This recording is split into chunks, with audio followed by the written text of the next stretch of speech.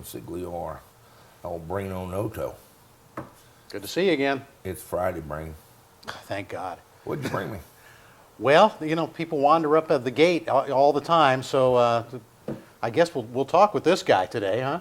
With Sounds fine to me. Wayne Alexander, From Walton, Kansas. Walton, Kansas. All right, EV Wayne. Blue. Yep. Good. Electric Blue Auto Conversions. Walton, Kansas has 321 people. Is that right? They have no attractions. And, well, the grain elevator's across the street, and they have a cow that got loose last week. So tourism is kind of Tourism is low. Yeah, we got a 4-way stop sign that doesn't shut off. That's to keep people there. 3 international flights a day.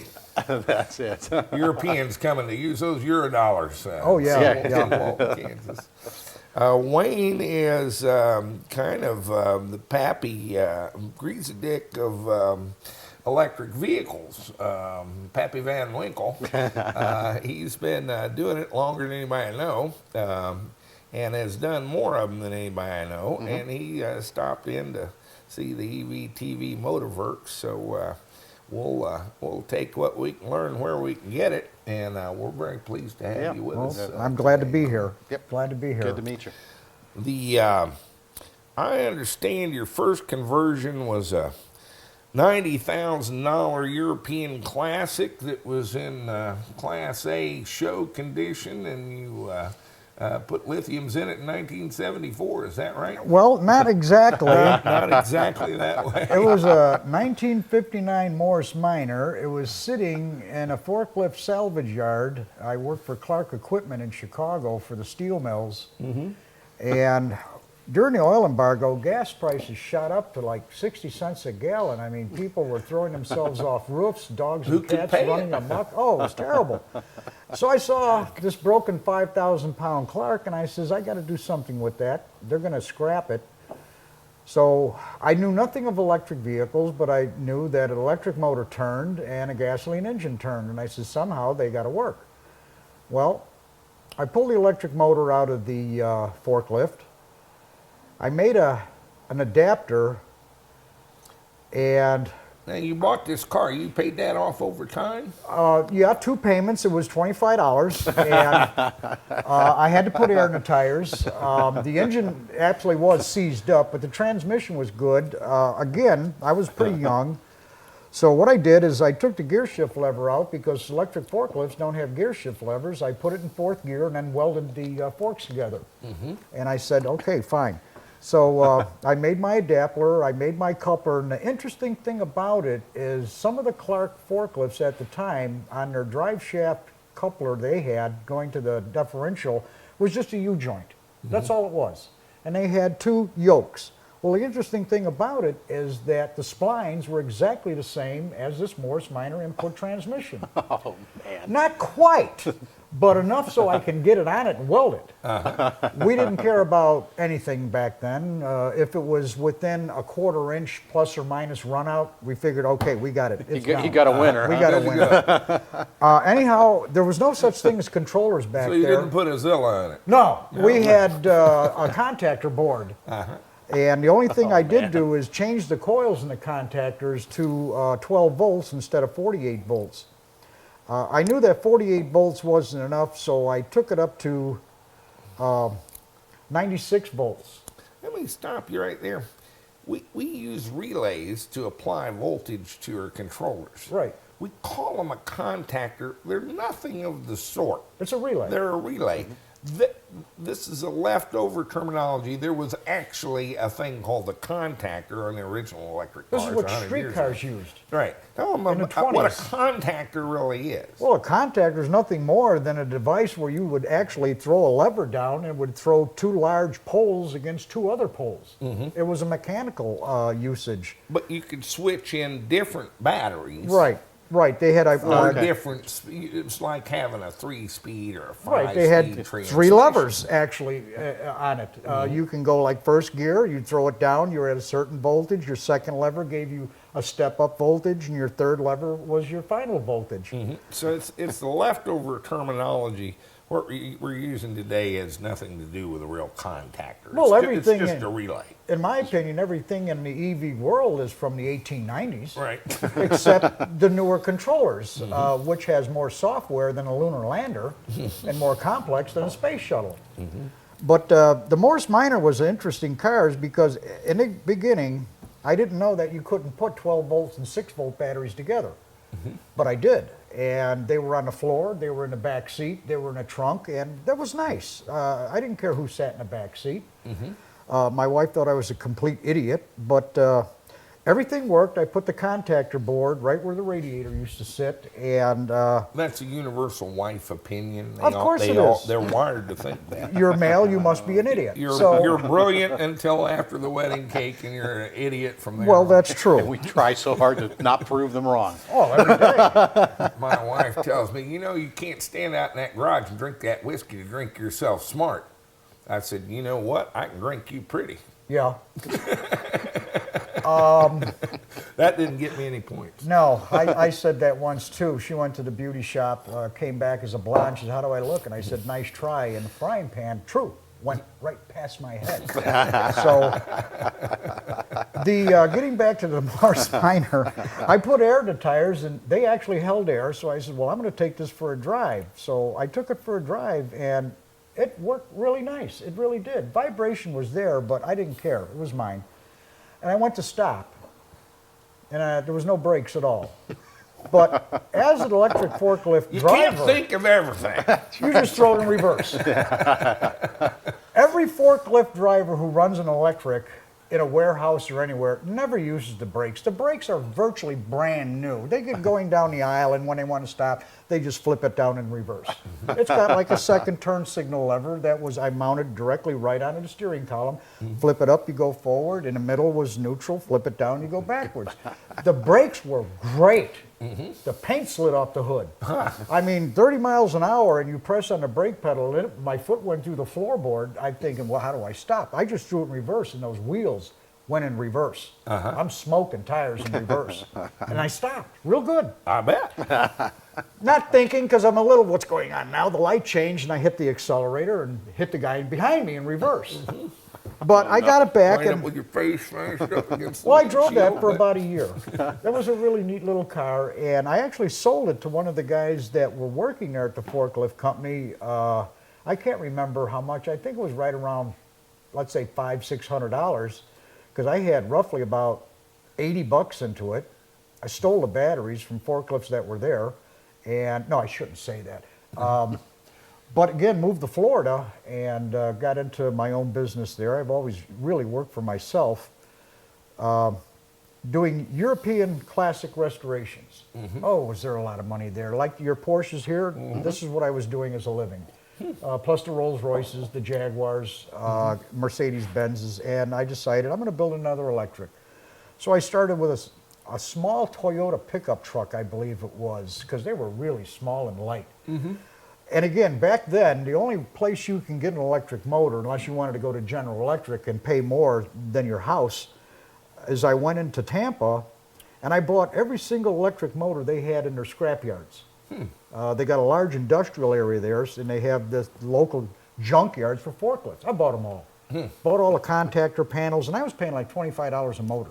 That was it. Contactor panels, they say, make me an offer. I said, well, it's really no good. I'll give you $15 for it. And they said, oh, that sounds good. So I'd take all this stuff, and which was good. And that's how I actually started doing it. The first one I made in Florida, I'm driving it home, and somebody's following me. So I go down another street, and he follows. I go down another street, and he's following me, and I says, what's going on? Well, I pull up into my driveway, and I run up to my toolbox and pull out a gun and point it at him. I didn't know who he was, because I had on the back of the tailgate electric powered. And he says, that electric vehicle? And I says, yes, it is. He says, you want to sell it? And I says, sure.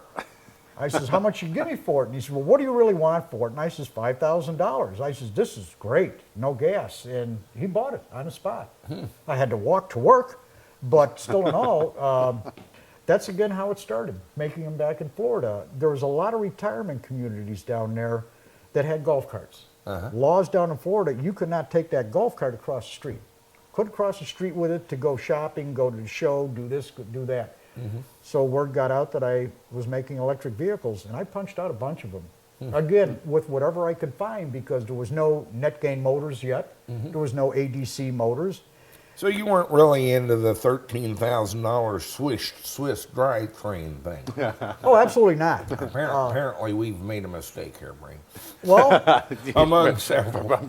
staying, living. I didn't know you get them 15 bucks. 15 bucks, not bad. Well, I figured, got to remember, this is You had to high, paint them and stuff. this I is bet, but high still. tech stuff I'm using back then. Can of Rust-Oleum and a wire brush. That was about it. A mop. You want it red? Okay, I've got some red paint and a mop. But the thing being is, there was no technology like it was, but still in all, I did it. Stayed in Florida, liking everything I did. Divorced my wife, thank God, and the woman I'm married to now is a genuine keeper, 100% keeper. We get better at it with each Yeah. wife. Figure, Practice. the first time is practice, the second time you should know it. But A when lot of guys tell me, I can't do an electric conversion, Jack. My wife won't let me.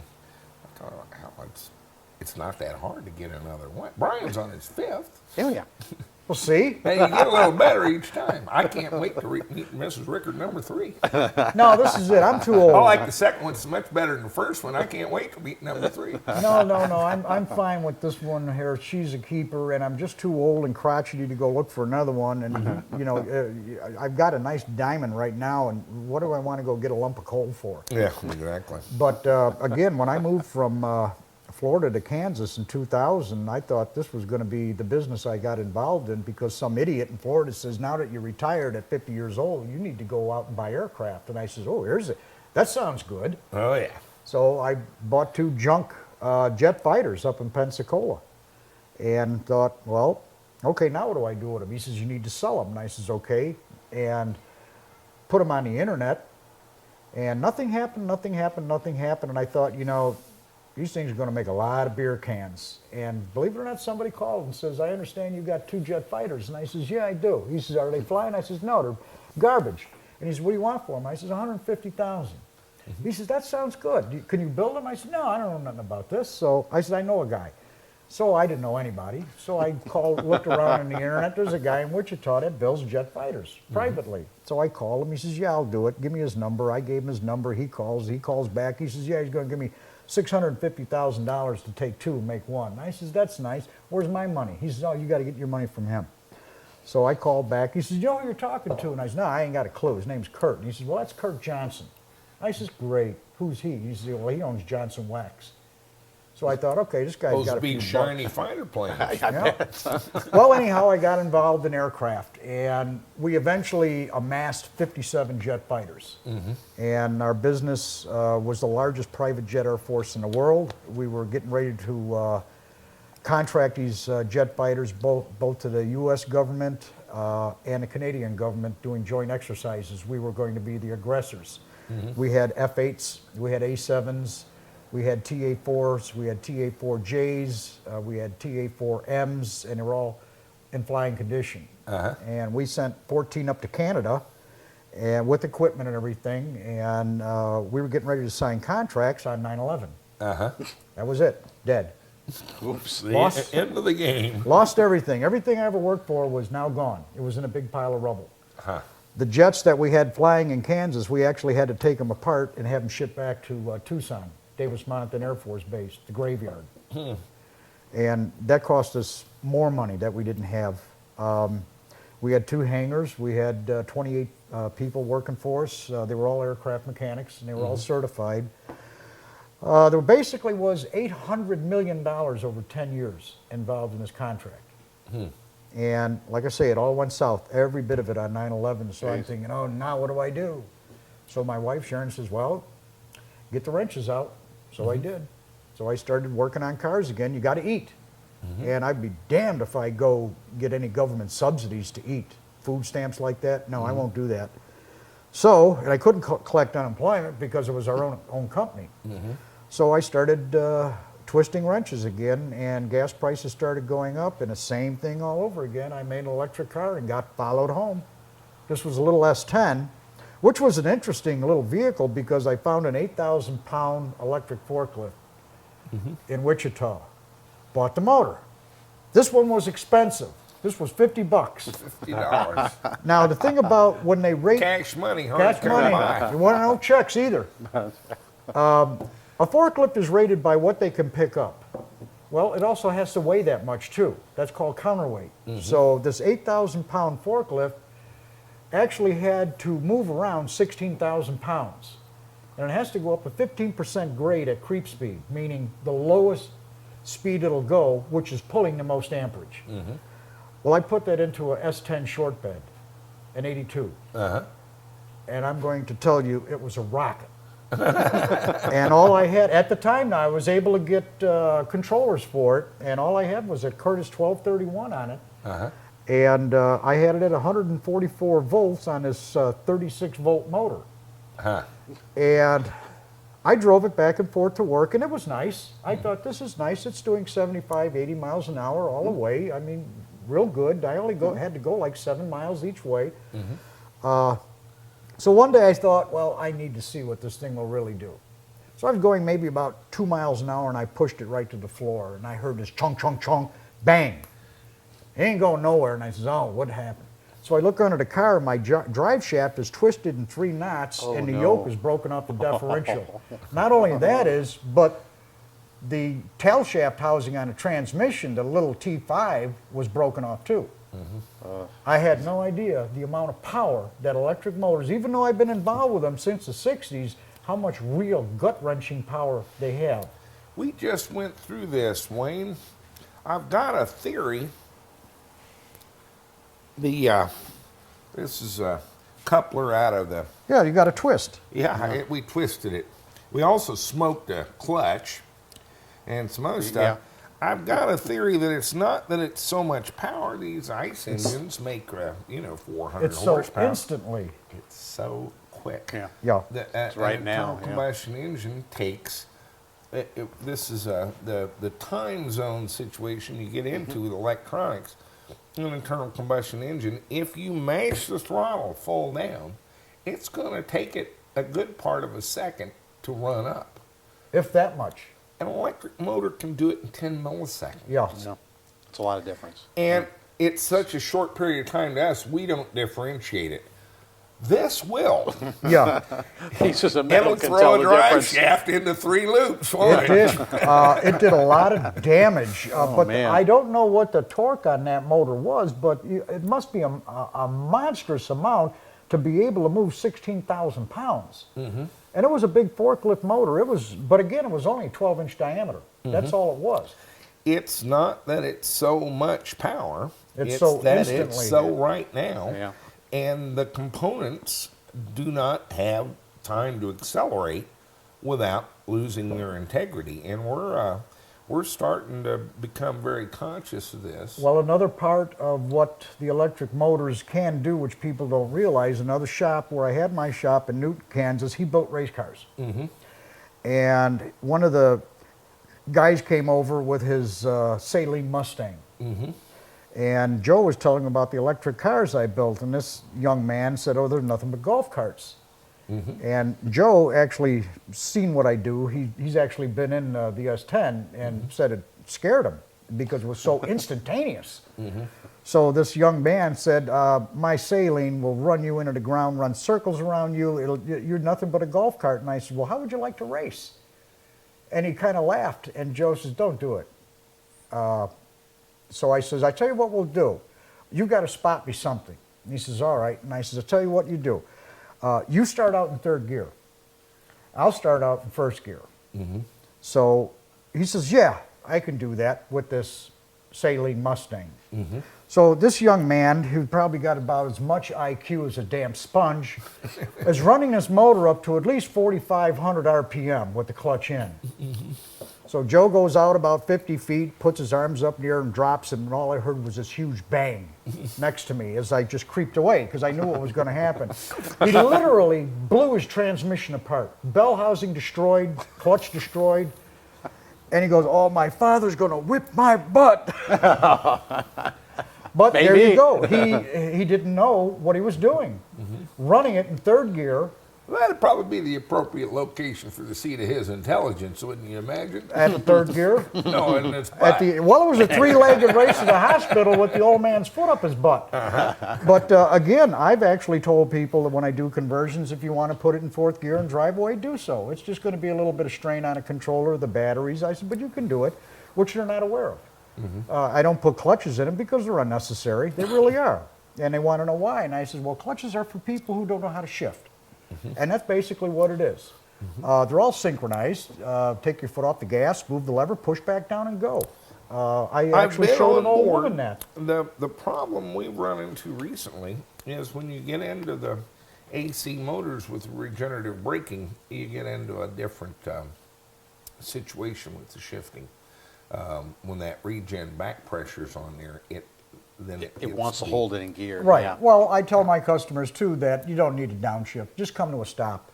I mean, what I got to do is put out a product and make it as simple as possible for these people. Agreed. They got to be able to repair it with a broken screwdriver and a rusty claw hammer.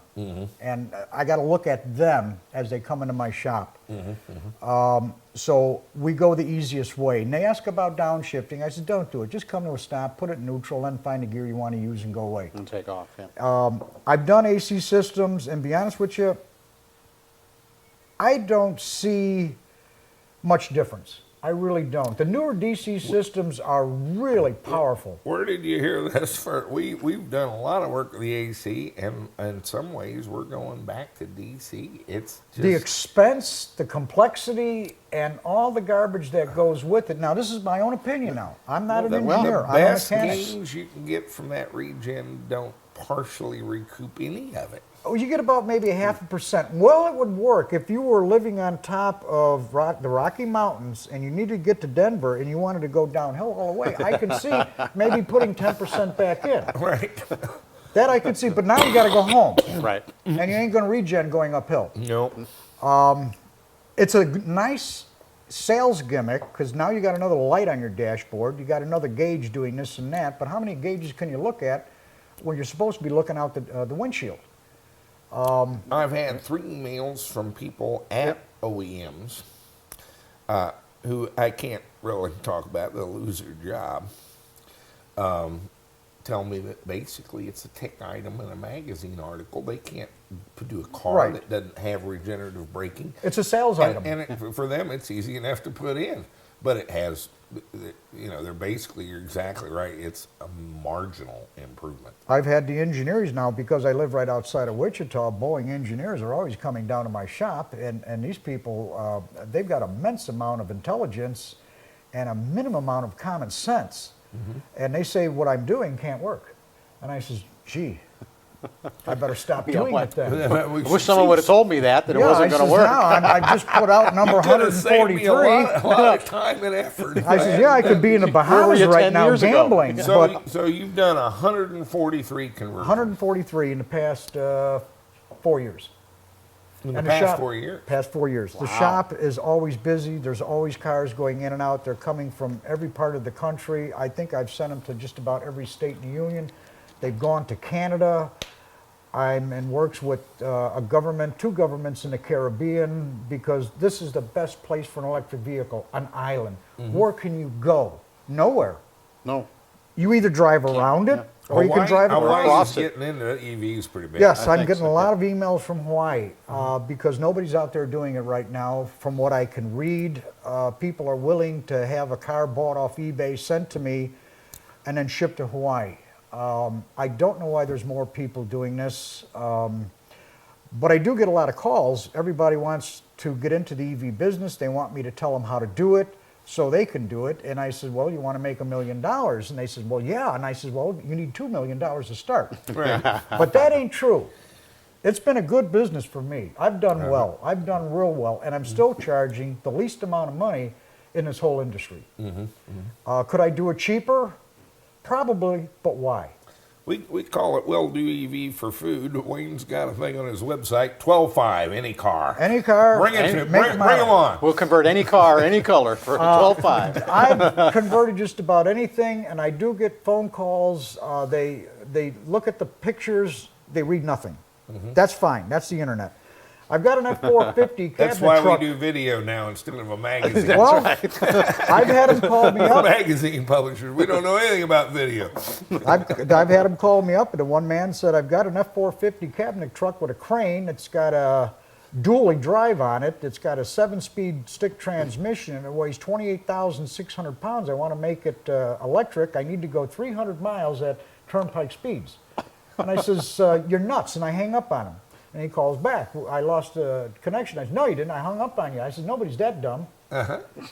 And I have to be that way because the phone rings continuously and I have to work on vehicles. So the phone goes wherever I am in the shop, working on a car, under a car, inside of a car, and I will answer all calls. We call that the copper foil helmet, guys. Yeah. They wear copper foil Oh, hats inside, definitely. There's to things out there that are to real, keep they're coming to us. people Yeah, from reading yeah. their The thoughts dog will and start stuff. talking to you and I stuff. knew someone who wouldn't get into EV because his girlfriend thought that she was going to be sterile.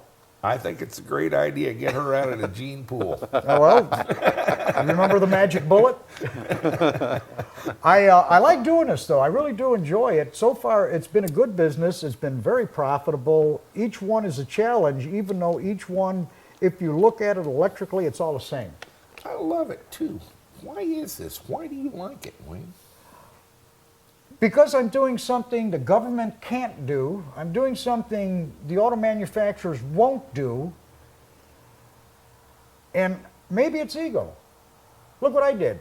Look what you can't do, and you got $500 million in research. Okay, we have the Chevrolet Volt. Ta-da! What is it? You put gasoline in it, Wayne. It's not an electric car. Oh, you mean General Electric just ordered 25,000 electric cars. Now, who should know what an electric car is if it wasn't General Electric? I would think General Electric should know.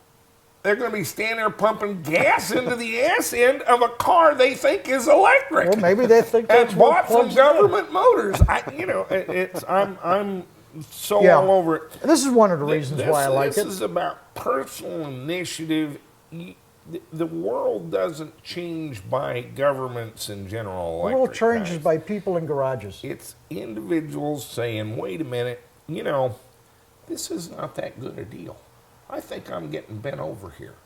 Why People- don't I just go to the garage and change the game on them? Well, people come to my shop, a lot of them, they want to see it. And they'll drive a distance just to see what I'm doing because these are the people I know within maybe 6 months, a year, they're going to want one. Okay. I take the time and talk with them. The ones that email me 4 or 5 times, you can say, okay, he's a potential customer. You treat everybody the same, even the ones that don't know what they want. And I've done them for people that do know they don't know what they want. And they turn out to be very, very good people because there's not that much real good information besides yourself, a few websites that are out there, but how many people are doing this as a real business? I think 5. In the whole country, maybe 5. Actually, That's a Wayne, shame. That are really doing conversions We're, Yes. for we're business. running into 10 or 12 others that are just frankly scams. Oh, they're everywhere. There's Yeah, EV that's scams a bad everywhere. thing. Yeah. But we're putting out information. I got to tell you, I feel like we're failing. No, we're not failing at all. What it is, We're failing to get across this notion. Maybe you can help me with this. I had 2 guys down here last week. They're going to do an integrated controller charger and an inverter to make the car a power pack for your house. And these are 2 Germans with doctorate degrees, physicists. I think they were at my shop too. Marcus and No, I think it was different, but he has an invention that doesn't do anything but can deliver power forever. oh, that's the copper foil helmet guy. He was here too. No, this was 2 guys that are very real and very bright guys, and very interested in electric cars and seem knowledgeable. We put them in the cars. There were 2 of them, and I put one in a Speedster and one in a Spider. So let's go for a drive. They went berserk. Yeah. They've spent the last year or so looking at this electric vehicle thing, but they hadn't been He in one. hadn't been in one, yeah. I get that too. And I get they've that. watched Yeah. every show we've made. I get that a lot. And it's the golf cart thing again. Yeah. Absolutely, absolutely. They believe that it is a car, and it's electric. Now, the only electric vehicle they've been in, Probably a most of gym. them haven't driven a forklift, but they might have been in a gym or a golf cart. Right. And so these cars But none of them drove on the must TVR must train. be like a full-size car, but it rolls But it like a golf cart. Runs like a golf cart, yeah. It has nothing to do with a golf cart. No. It's a completely different experience, and we have failed utterly, completely No, to guys describe like you haven't this failed. and present it because our regular viewers don't know what an electric car. And we've gone on drive. We've carried the camera in a car. We've tried to shoot a car from another car. The video thing is kind of a new deal for us. We're struggling to learn it, but we are failing to communicate. The main advantage of an electric car has nothing to do with gasoline. It feels better than a regular car. In every respect, it feels better.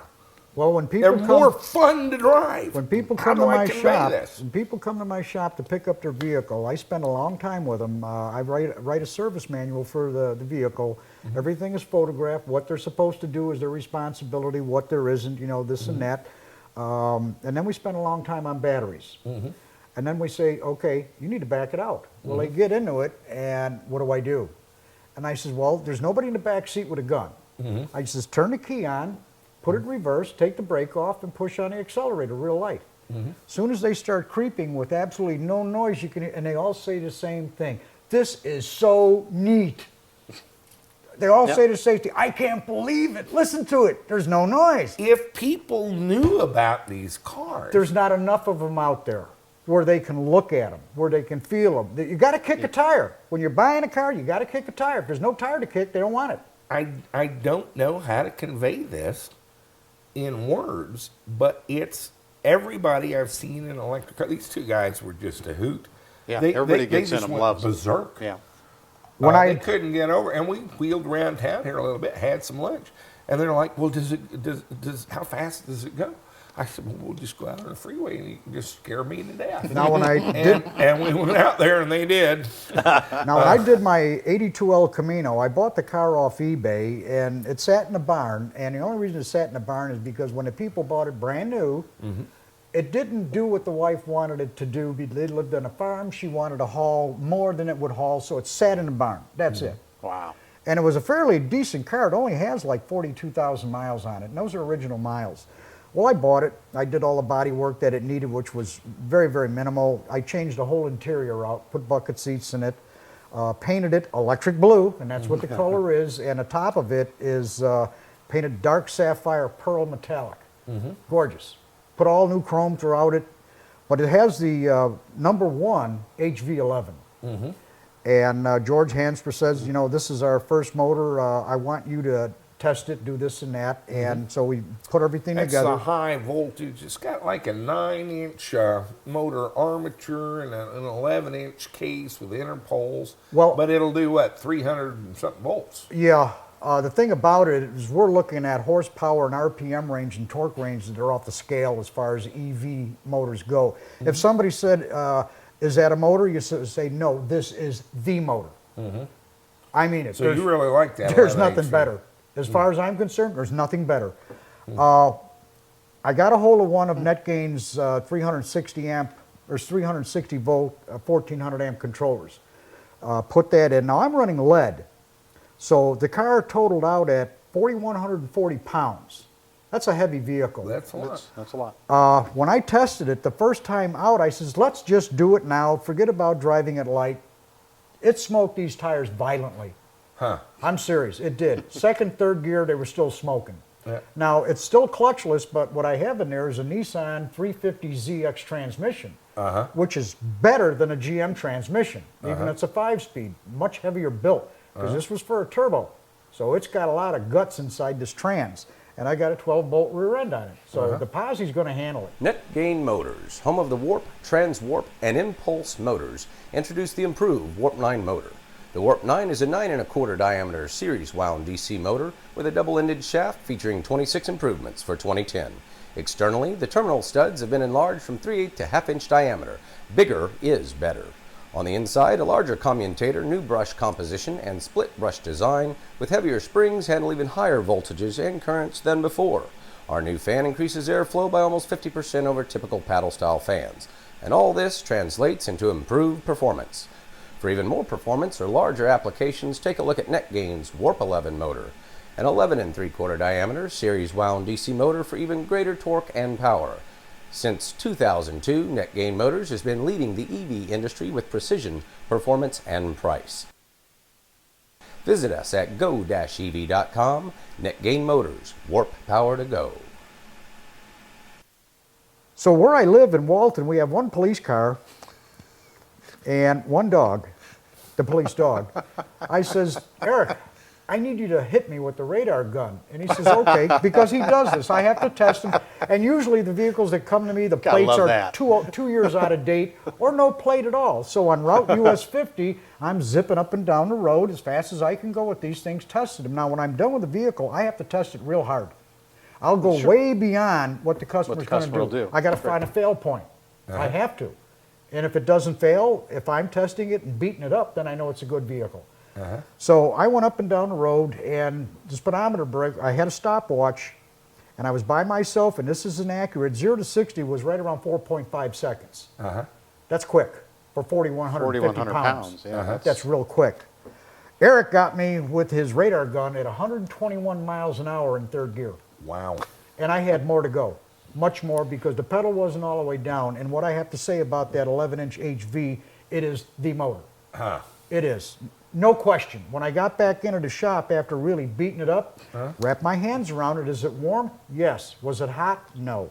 Is that right? Now, the controller from NetGain developed the problem, had to send it back, which they're very good at doing. They'll take care of it. I had it water cooled, I had fans on it, everything I can do, and I don't use battery cable going from my battery pack to controllers. I use bus bars. It's just easier working with it. For me, anyhow, it is. The bus bars were cool. Everything was nice. All the battery connections on the battery pack were still cool. So I thought, this is really nice. So I'd drive it home, and I was doing maybe about 55 miles an hour. Oh, I broke the speedometer that day when I hit 121. So now it just goes back and forth. I don't know how fast I'm going, but I got a GPS speedometer on it, and those are really nice because they'll go up to 999.9 miles an hour. I'm pushing it. Just in case. Just in case. Well, you But- need a little headroom there. Yeah, that's right. The car pulled up behind me, and on the back of the tailgate is El Camino. It says electric powered. Nice chrome decal letters all across the tailgate. And at 50 miles an hour, he must have thought, well, this fool's flat out. And he was right on my rear end. And I can't remember what kind of a car it was. I think it was a Lexus model. I know that. And I just pushed it to the floor. And all I can see is his headlights getting smaller and smaller and smaller. And all I can think of, yeah, it's electric. What do you think about it now? It's easier. I had done a Ranger for an 86 Ford Ranger for an elderly woman who back in the 60s was probably the biggest hippie in California. Well, anyhow, she moved to Newton and she liked to garden. And she saw my article that was written up in the paper about doing electric vehicles. She wanted one. The poor young woman, as I would like to call her, was probably the last person on earth that needed an electric car, but she was a hardcore environmentalist. She wanted one. She's going to do her part to save the planet. Right. And I thought, great. Well, I built it. I give it to her.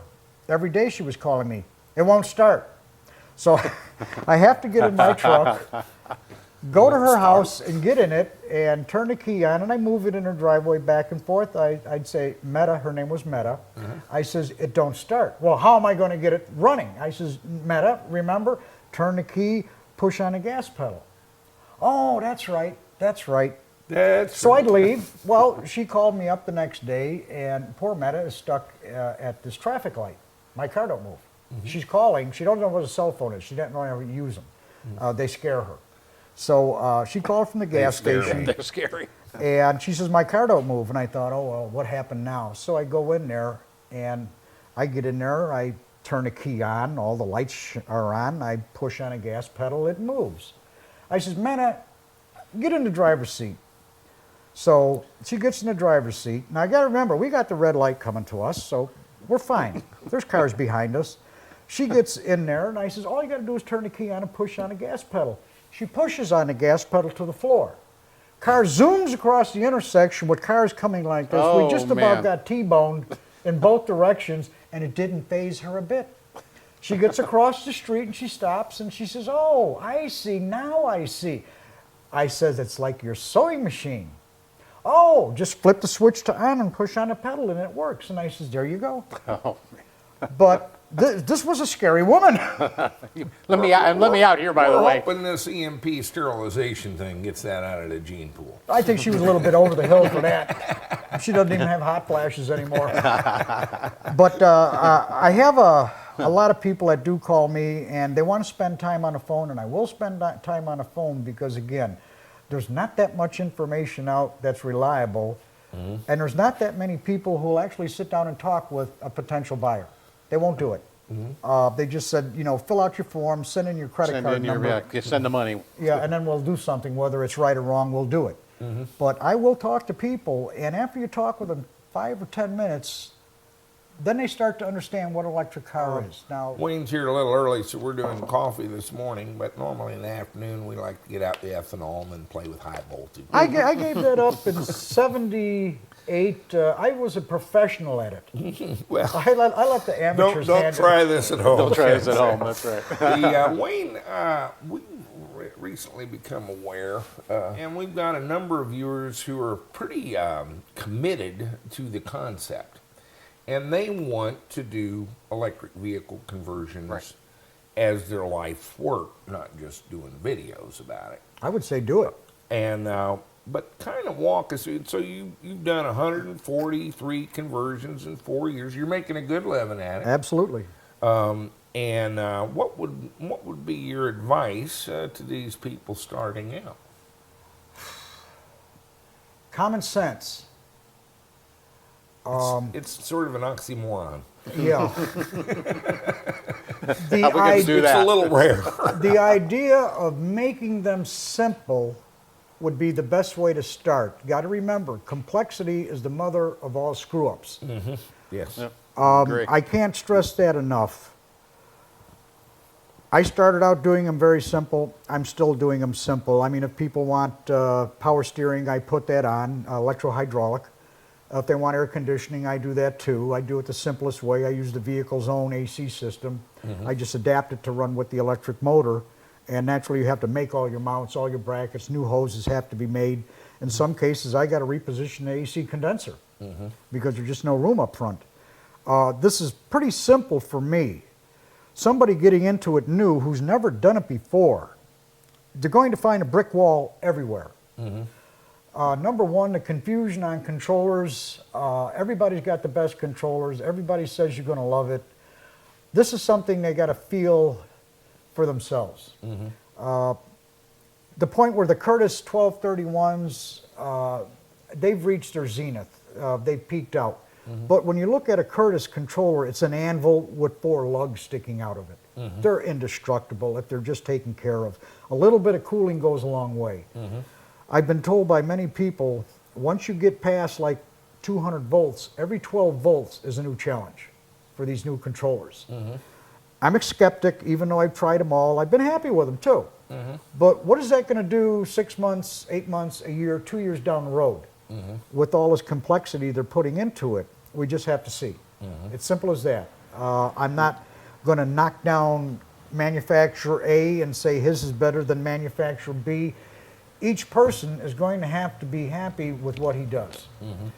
I'm putting my business up for sale because I'm tired. I want to go back to Florida and drown shrimp. This is a real strenuous job, drowning shrimp. Yeah. You sit there all day with the pole in the water, the shrimp is dead, and you don't care.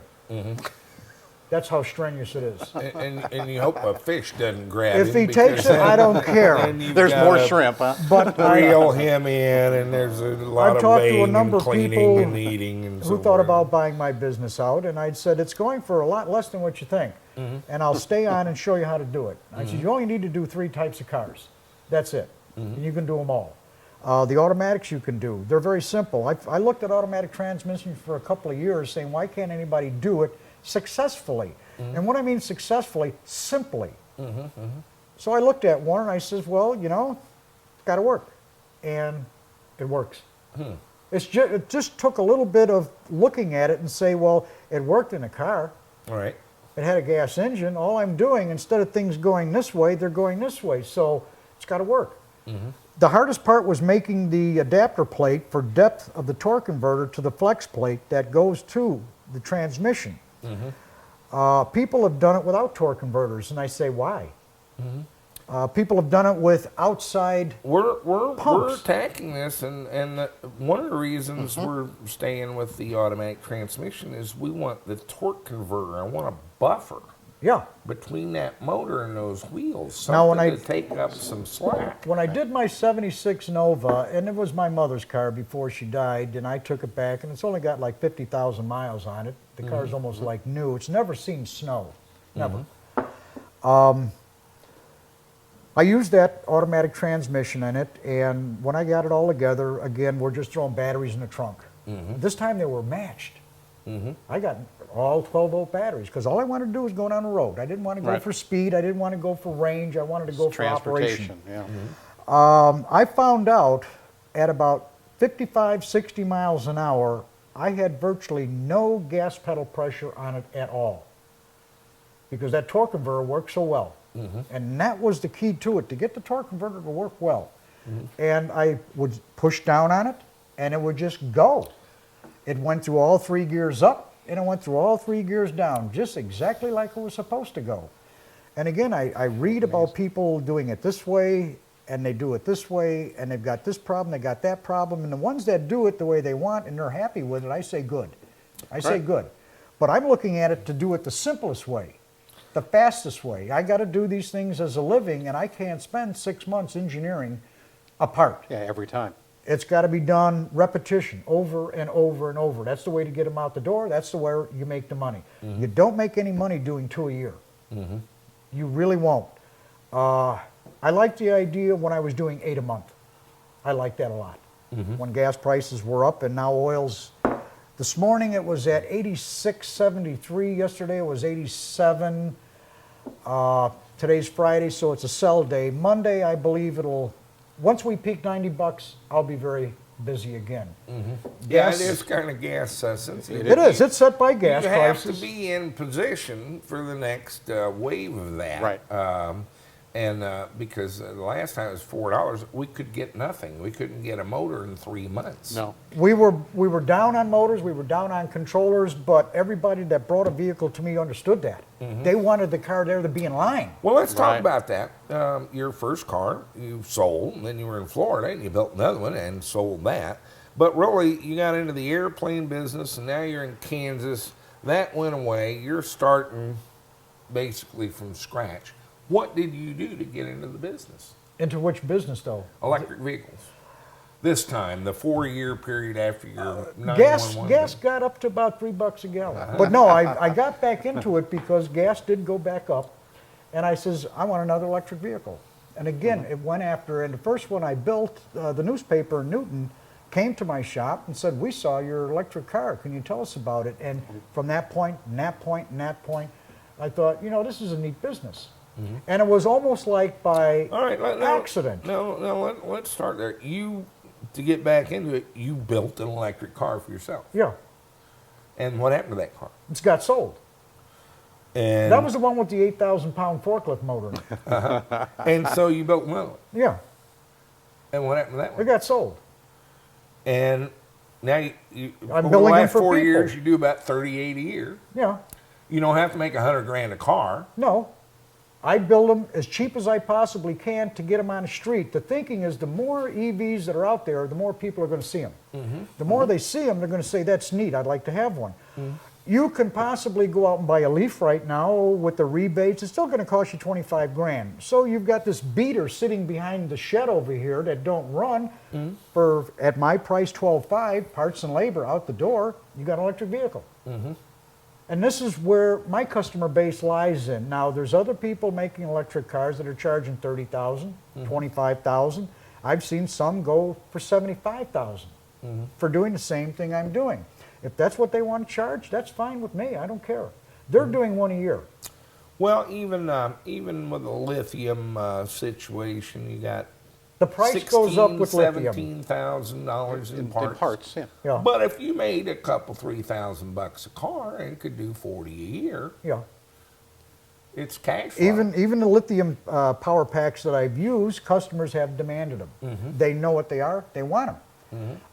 So I said, okay, it goes from 12,000. We'll subtract the price of the lead acid against the lithium Put pack. the lithium in, yeah. And they say, great, and do it. And the ones that I've sent to Europe, this is what he wanted in there. He told me the amp hour rating per cell, this is what he wanted. And I said, you're nuts. They're never going to get into the car.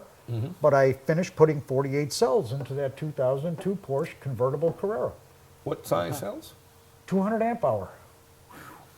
They fit. I mean, there was no room. He says the back seat was off limits, and I understand why. You couldn't even put a 3-year-old in the back seat with Right. broken legs.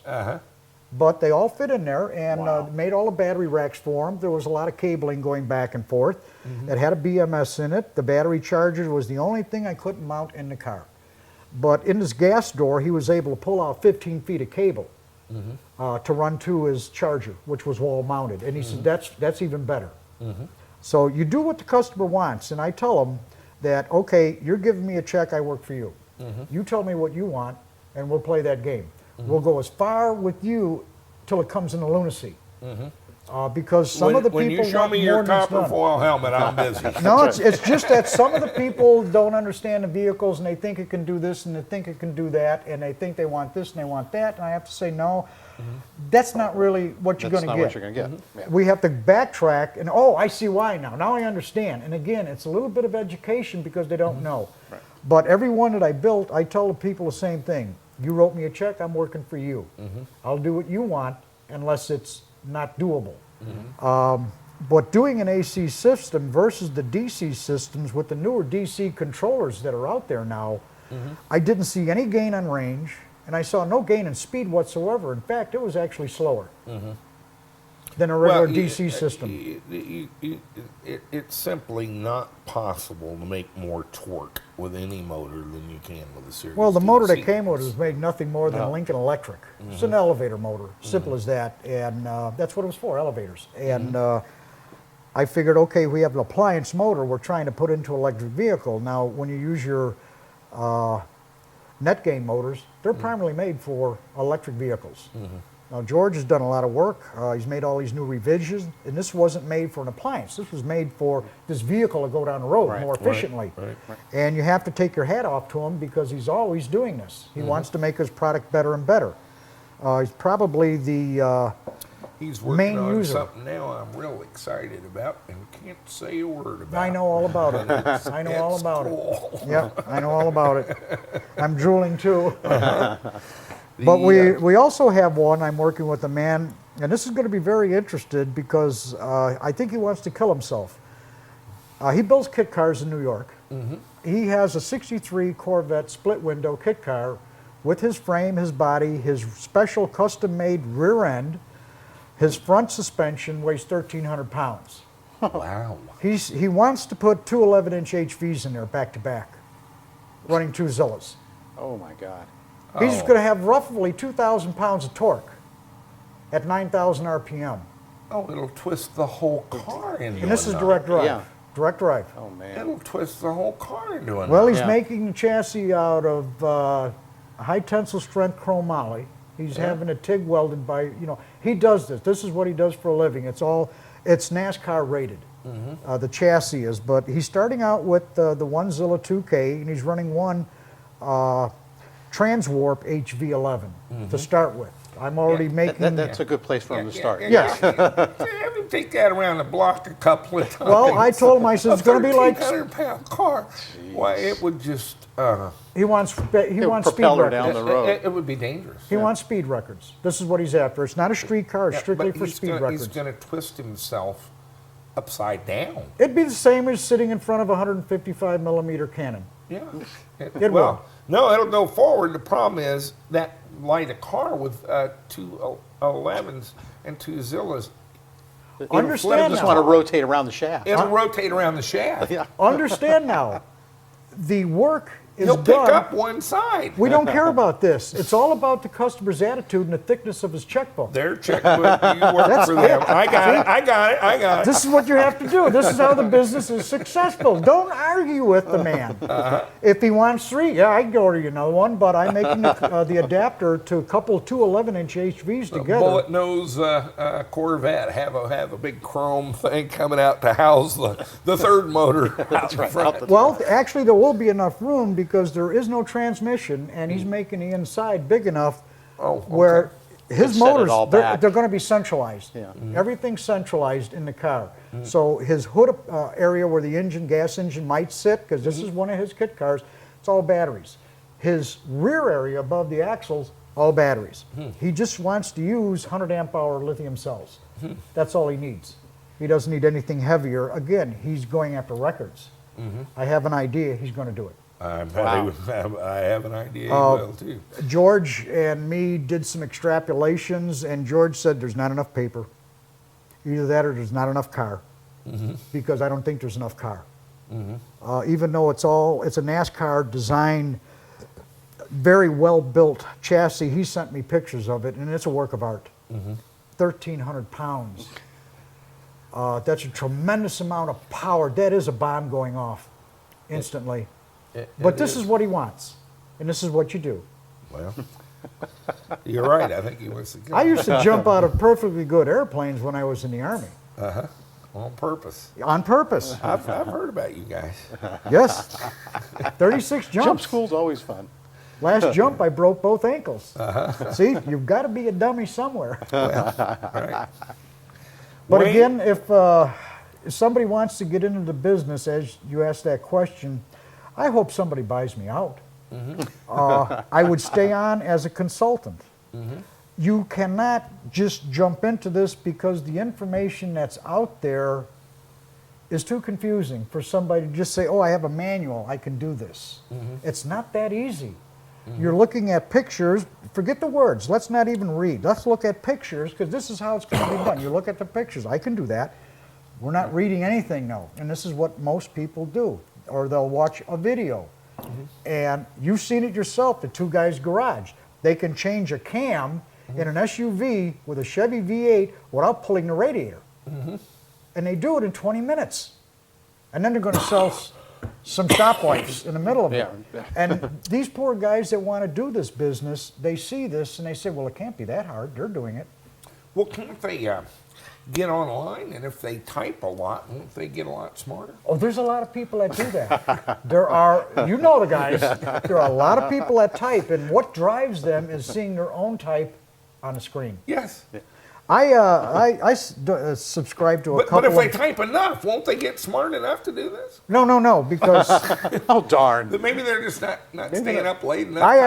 I'm a member of a couple of internet forums about electric vehicles, and usually when I post, I'm usually bitching about something that somebody said, or crying that we're not giving out open source information and the parts are expensive and nobody's giving this guy, he wants to save the world, free motor, free controller. And there's so much of that going on, and I get it at my shop. Work, school, we want to build electric vehicles. I said, good for you, go buy the parts and I'll show you how to do it. Oh, you won't donate them? No, I donated. And that was University of Tech, class of 68. Graduation was a bitch. I will not do it for anybody unless they want to buy me out. Simple as I say. Would you do it? We give it away every day. I understand, but if somebody says, build me a car for nothing. No, I See, don't. that's where I'm going at. I don't. this is a difficult issue to deal with. Yes. Actually, we are giving away $20,000 worth of stuff. I know. We're going to Gotta- find somebody I know. who's going to do an interesting project, and Yeah. we're going to give them $20,000 worth of stuff. Lithium batteries, all out of the same set. A net gain motor, a Soliton 1 controller. I've already We're got the car picked out. We're still looking for. Well, yeah. I hope you enter the. You contest. enter the contest. I did. It's for fun, but I think it'll be good for the show, and somebody will get that. But What would be interesting if they Here- videoed it for you as they were building it. we're kind of going to encourage them to do that. Yeah, we'd like to follow the build. Here's the problem I have dealing with the issue emotionally, and it puts me in an awkward position because life has been good to me. I mean, I was born son of a bricklayer here in Cape Girardeau. There was no family wealth involved, but things have gone well for me. But I know a lot of people of very modest means with just ordinary hobbies. Things are not what they were in the 60s. A John boat with a little motor on a trailer to go bass fishing Right. is 18 grand now. Yeah.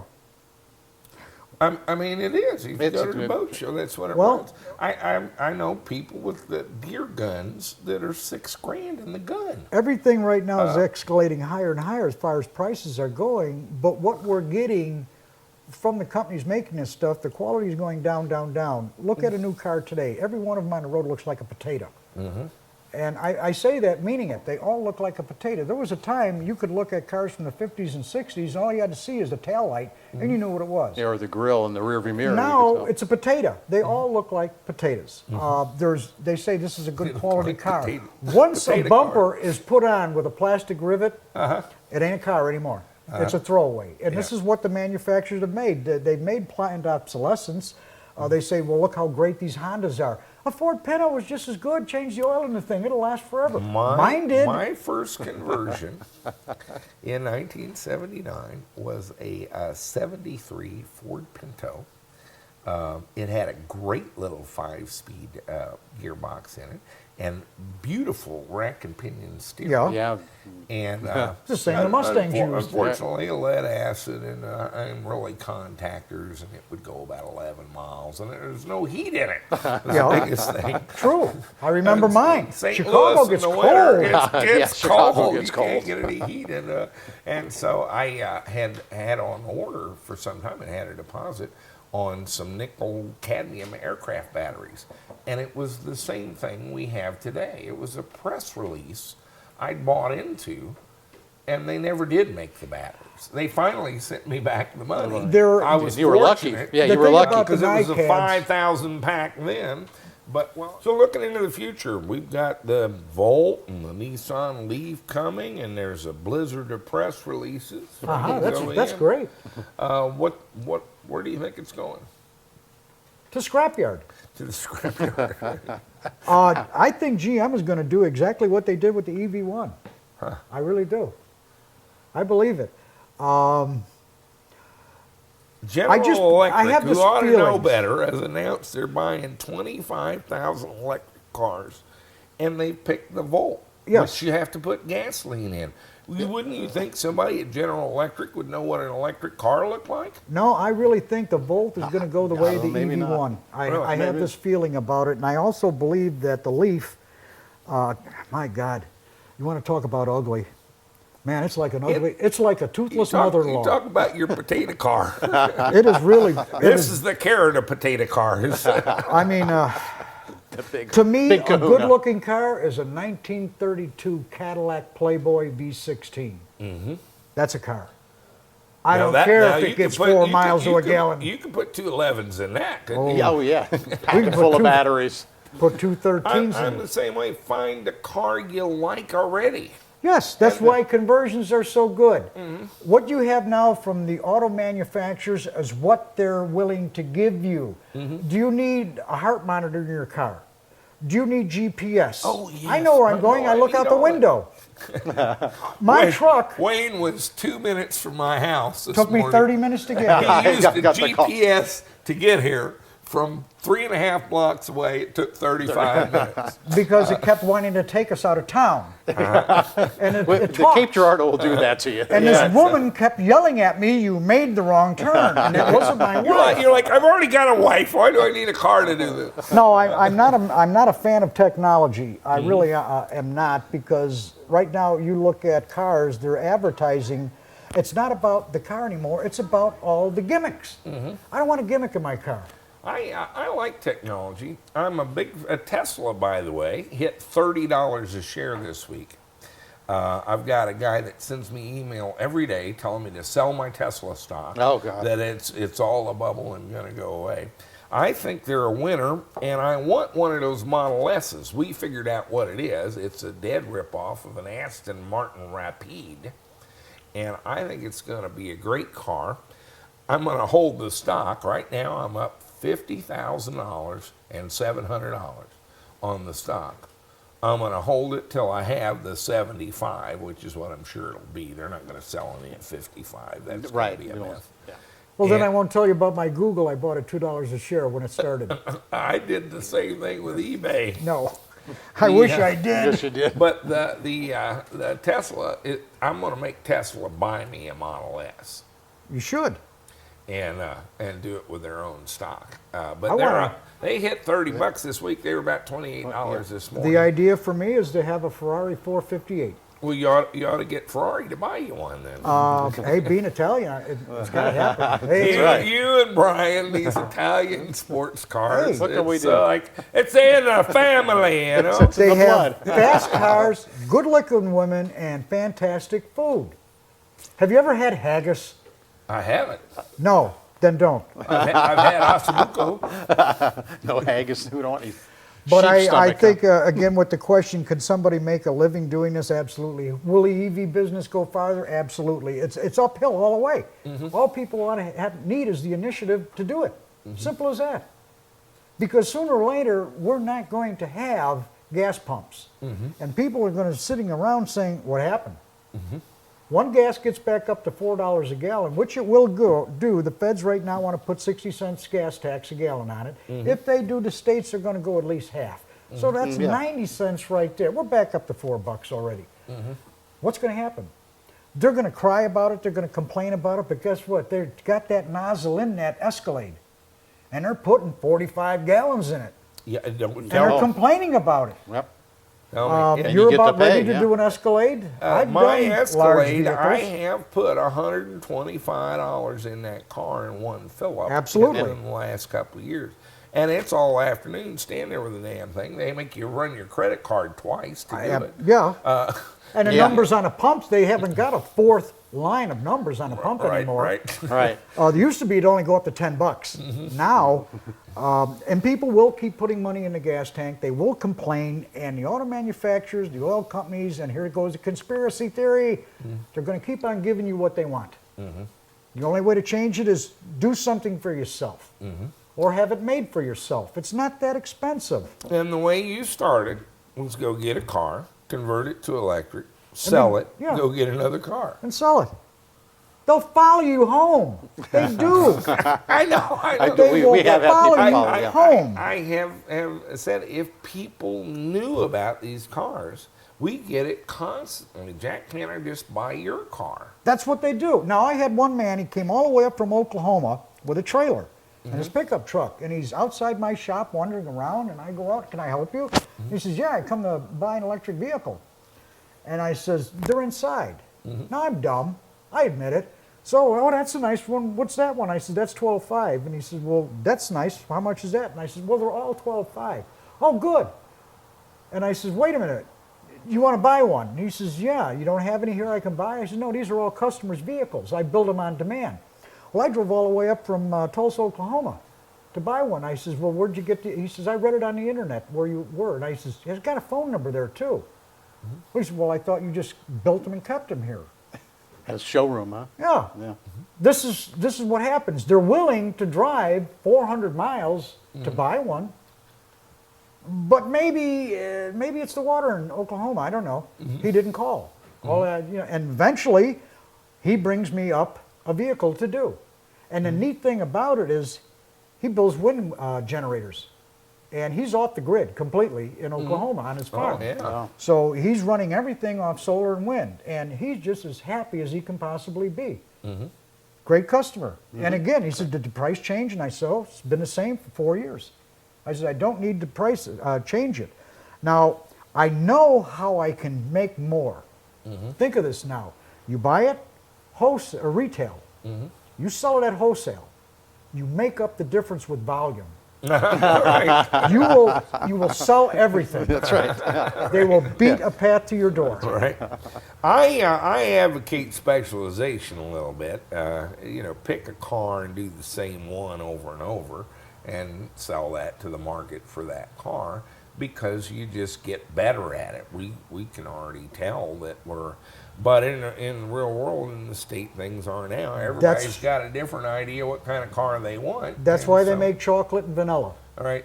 Somebody wants something that they want. You may have one of the best offered of what you make. And he says, well, gee, that's great, but I want that. I want that one. Well, we don't do that. You got to. You got to do that. You got to do this one over here. You even got to bring in some junk that they bought out of a junkyard to convert, which I've done. You give whatever they want, and you'll be a success.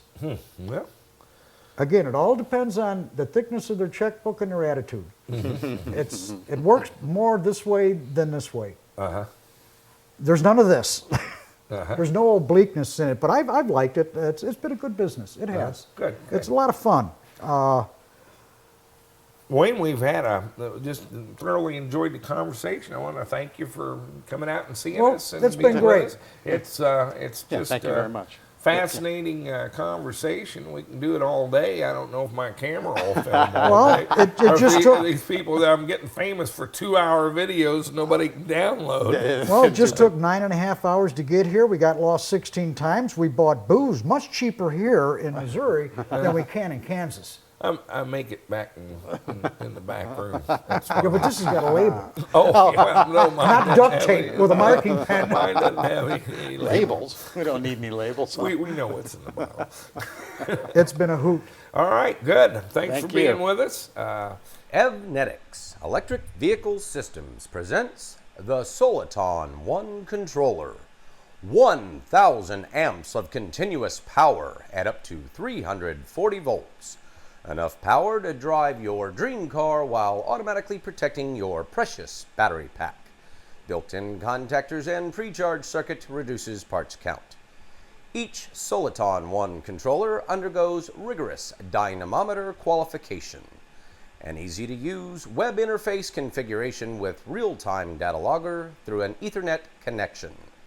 The only controller with programmable idle function ideal for automatic transmissions. Liquid cooling for high power operation. EVnetics Soliton 1.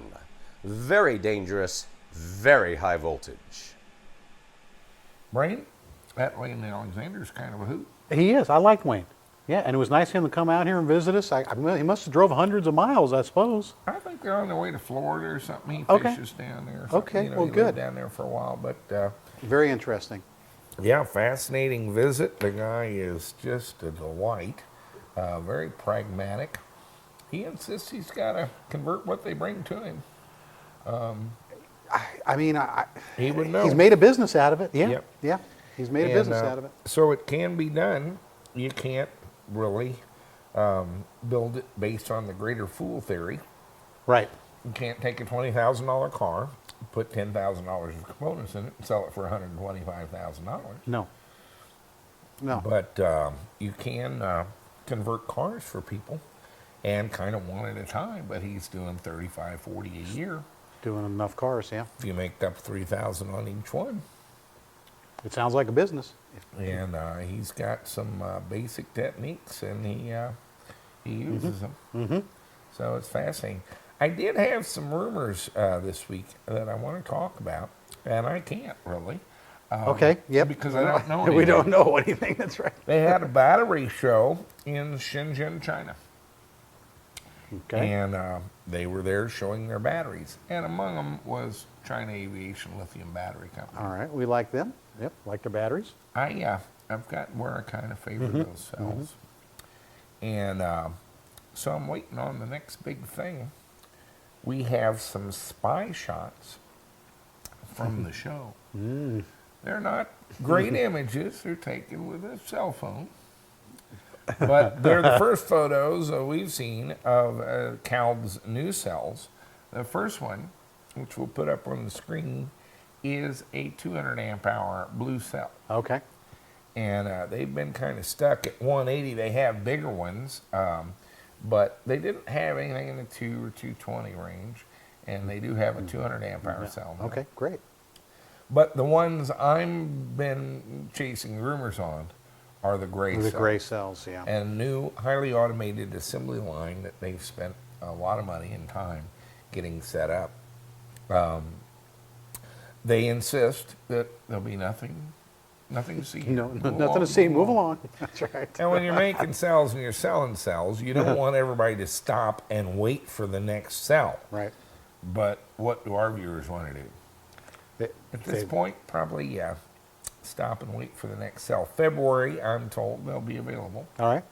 I'm going to put up some photos here. These are the gray cells. And I actually have an image of the writing on them, but I can't make it out. No spec sheets available. Nothing, It's no shrouded in- information. Shrouded in But mystery. here's your first look at the CALB gray cells. And we probably won't be buying any more batteries until we can get some of those. Get these. All right. And so hopefully the February date is good and holds to it. Or maybe it'll happen a little sooner. You never know. Hello, it's Jack Rickard with just a reminder about our $20,000 Build Your Dream EV Component Contest. One lucky viewer is going to be selected to receive a whole pile of electric vehicle components at no charge, and we're going to pay the shipping. We start with 50 China Aviation Lithium Battery Company 180 amp hour cells. That's enough batteries for a 30 kilowatt pack and a nominal 167 volt pack voltage.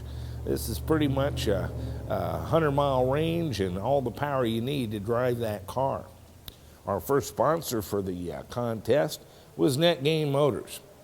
I know many of you recognize the Wart 9 motor as probably the most popular choice among EV builders over the last decade, so you may know more about this motor than I do. But wait, this isn't the same motor. George Hamster's issued about 26 engineering change notices in the last 6 months on this motor, and the motor shipping now is a lot better than the motor you know and love.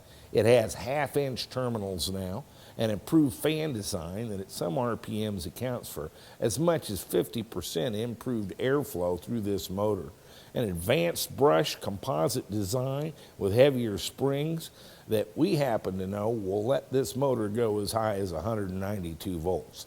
He's not on board with that, but we are. And so we think it'll do 192 volts, certainly less arcing and less wear at the traditional 170 volt limit, and all around a better motor than the one you know and love. This week, joining us is EVnetics out of St. Petersburg, Florida. These guys are the new kids on the block with a really nicely designed Soliton 1 controller that we're going to match with this motor. This controller will put out 1,000 amps continuous power. You see controllers listed, and commonly the amperage limit's listed as well. Normally a peak value that is good for a couple of minutes.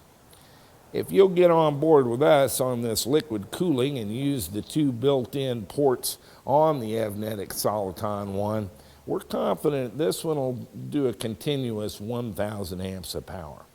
The contest has hit a nerve. We're receiving hundreds of entries every day, some of them with some really interesting descriptions of what you, our viewers, propose to do with this pile of components.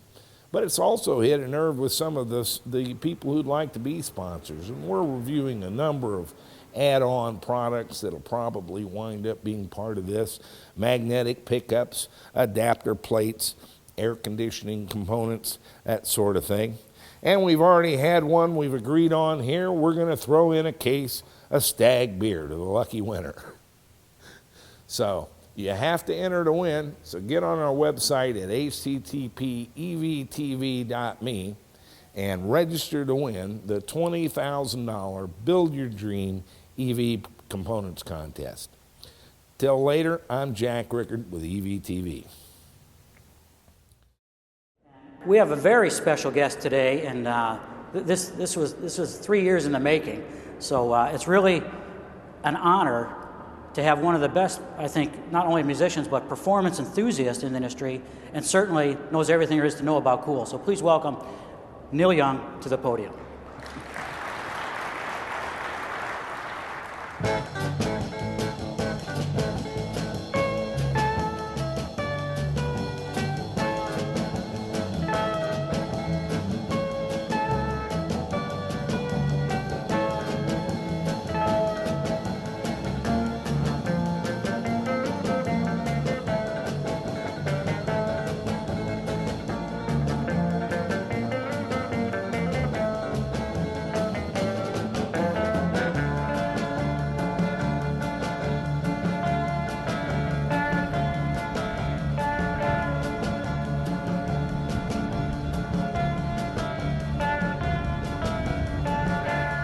It's great to be here.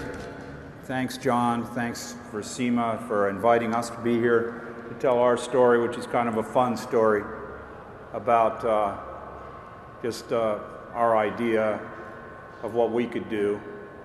I'm not trying to say that what I want to do is what America is going to want to do, but this is what we did. And first of all, we did it because I love my car. It's a huge car. I didn't want to give up the car. And I think a lot of people feel the same way about their big cars. I think they like their big pickup trucks, and they like their SUVs, and they like their large luxury cars.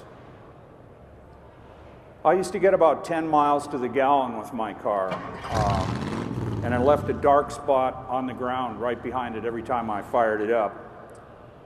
And it was a carbon footprint that you could actually see. So I wanted to keep driving it though, because I love it. But I was starting to feel guilty. But I know that big cars are not going away. People who have big cars like them. So to effect change, we have to address big cars. We have to address how can we make big cars and trucks more green. Linc shows that it is possible to have a large car with big power and an amazing sounding engine without polluting the planet.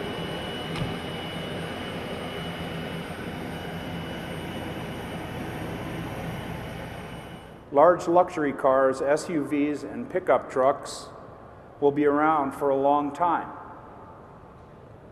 We need to make them clean and powerful so the people who drive them can feel good about their cars and the impact they are having on the future of the world. That takes a new approach that moves away from fossil fuels and gives people freedom of choice on how to fuel their car. Linc is a multi-fuel vehicle, finally putting the freedom to choose either clean renewable fuels or fossil fuels, or even a blend of the two, in the hands of the driver. Linc enables green charging by using 100% renewable fuel and charging with the onboard turbine generator instead of plugging in. It's that simple. Green charging is for extreme green performance.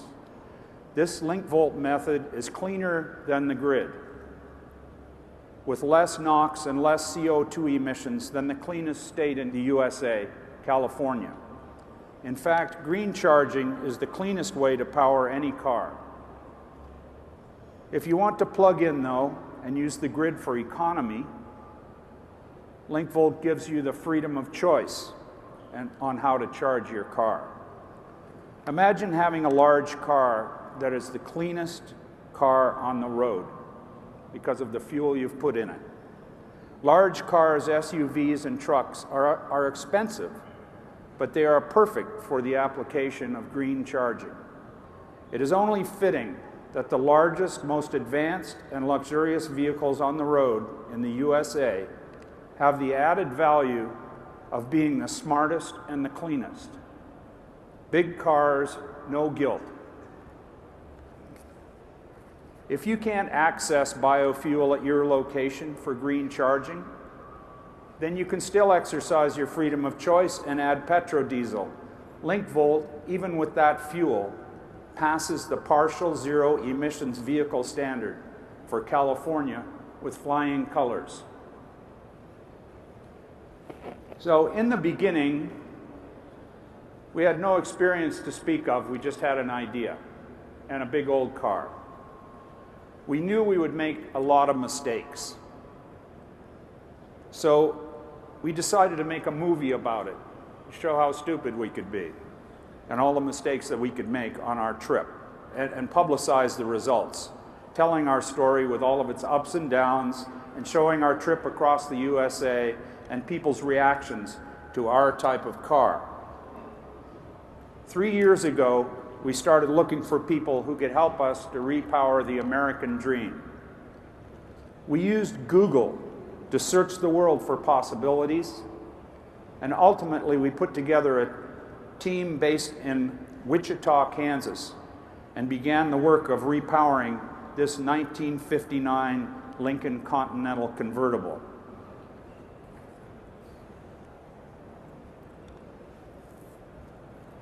We like to have a little fun with this. It's been pretty serious so far, so. Let me show you Linc. In 2007, we decided to make Linc a series hybrid, all electric for commuting, but able to travel long distances with the help of a generator, recharging the battery pack while underway or stationary. Our concept was similar to a modern train, one of the most efficient forms of transportation in use today. We have a 50-mile electric range and a 400-mile range with the Capstone microturbine generator. Our prime mover is a 200-kilowatt UQM motor manufactured in Denver. Delivering smooth, strong, even power, this quiet-running and amazingly powerful motor is the muscle of Linc. Our generator is an American-made Capstone C30 microturbine to generate up to 30 kilowatts of electricity to our battery pack, enabling charging while underway or stationary. The Capstone microturbine technology, combined with green charging, allows Linc to generate charging power with just 52% of the greenhouse gas emissions created when plugging in and charging from the USA average grid. Even in California, where the grid is the cleanest, Linc generates cleaner power than plugging in. Linc has 104 lithium iron phosphate batteries in the trunk. Linc batteries are from China, but we have hope that we will find an American battery manufacturer to sponsor us and lend its name to the Linc project.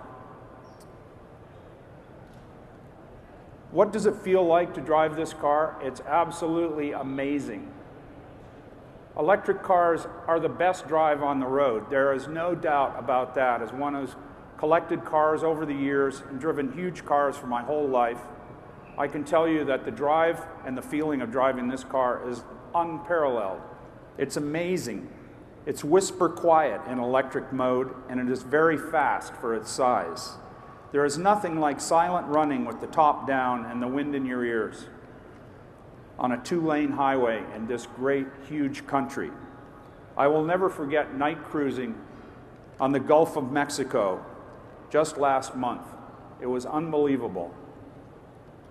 When the turbine is switched on, it feels like a whisper jet. It is the most radical sounding engine that I've ever heard. We built this car at Brizio Street Rods in South San Francisco, California, and we fired up this capstone microturbine. Every hot rodder in the place came out to the parking lot and listened to it. So it is cool, and it is sexy, and it performs. And you have to have that. America loves that. Some people will buy small cars, but a lot of people want big cars. Big, strong, smart cars. And then when you get to town, just shut it off. Run totally quiet. No idling at stops, burning precious fuel while you go nowhere. This is truly the drive of the future. Linc as a turbine-powered series hybrid is in a class all by itself. And Linc is connected to the internet, connected to the world, connected to the service centers, connected to fuel centers, and intelligent, and supplies the driver with all the information required. To tell you about the intelligence on board Linc, I would like to introduce you to team member Paul Perrone of Perrone Robotics.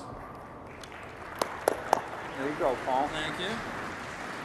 Yeah, well, I'm the guy responsible for Linc brain. This is something that you don't necessarily see in the car, but it certainly is pervasive. We also call it the lid, the Linc Intelligent Dashboard.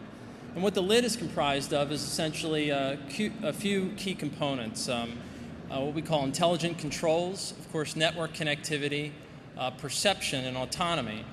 Now, the key for intelligent controls and to have an intelligent controls hub is to really integrate all these disparate, heterogeneous components that are in the car. We have a capstone turbine, generator, we have a UQM motor to power the car, we've got a battery management system. So we need a hub that knows how to talk to these different systems and communicate with them and gather data and do things, for example, like when the batteries go too low, we go through a startup process for the turbine. When the batteries come up to a charge level, we'll start to shut the turbine down.